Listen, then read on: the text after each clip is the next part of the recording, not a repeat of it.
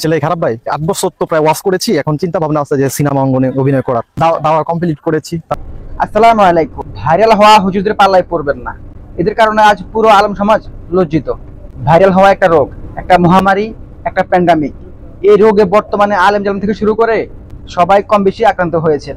দেখুন, একজন সাধারণ মানুষ যখন কোনো অন্যায় করে তখন সে আঘাত দিয়ে তার পরিবারের উপর গিয়ে পড়ে। যখন কোনো রাজনৈতিক নেতা কোনো অন্যায় করে বা কোনো অপকর্ম করে তখন সে বদনামের একটা ভাগ গিয়ে সে দলের উপর গিয়ে পড়ে। তখন সবাই সে মাত্র একটা দলকে খারাপ বলে আর বাকি দলগুলোকে ভালো বলে। কিন্তু একজন আলেম যখন কোনো অন্যায় করে বা কোনো অপকর্ম করে তখন চেতনাবাজ আর নাস্তিকরা দেখে না সে কোন দলের আলেম, কোন কলেজে সে লেখাপড়া করেছে। তারা শুধু দেখে সে একজন আলেম, একজন মোল্লা, একজন টুপিওয়ালা, একজন মাদ্রাসার ছাত্র। তখন তার এই অপকর্মের দায় পুরো আলেম সমাজের উপর গিয়ে পড়ে। এটা আর কেউ জানুক বা না জানুক, একজন আলেমের বা একজন মাদ্রাসার ছাত্রত্ব জানার কথা। এমনিতেই শাহবাগী নাস্তিকরা উসিলা খুঁজতে বসে থাকে, কোন উসিলায় আলেমদেরকে বাঁশ দেওয়া যায়, কোন উসিলায় মোল্লাদেরকে বাঁশ দেওয়া যায়। তার ভেতরে তরুণ আলেমদের এই কাজগুলো, এই পাগলামিগুলো নাস্তিকদের কথা বলার পথটাকে আরো সহজ করে দেয়।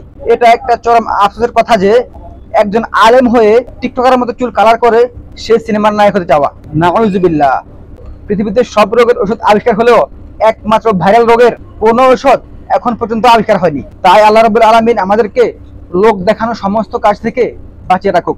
বিশেষ করে আমাদের আলেম সমাজকে লোক দেখানো সমস্ত কাজ থেকে বাঁচিয়ে রাখুক। কারণ আলেমরা যদি দুনিয়ার খ্যাতির জন্য, দুনিয়ায় মানুষের সিম্পাথি পাওয়ার জন্য পাগল হয়ে যায়, তাহলে এই মুসলিম উম্মাহকে কে দিবেন নেতৃত্ব? আল্লাহ রাব্বুল আলামিন তো এই উম্মতের জন্য আর নতুন কোন খলিফাকে পাঠাবেন না। তাহলে এই বান্দাকে, তাহলে এই উম্মতকে কে দিবে নেতৃত্ব?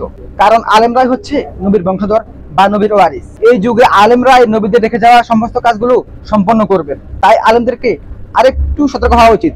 আসসালামু আলাইকুম ওয়া রাহমাতুল্লাহি ওয়া বারাকাতুহু।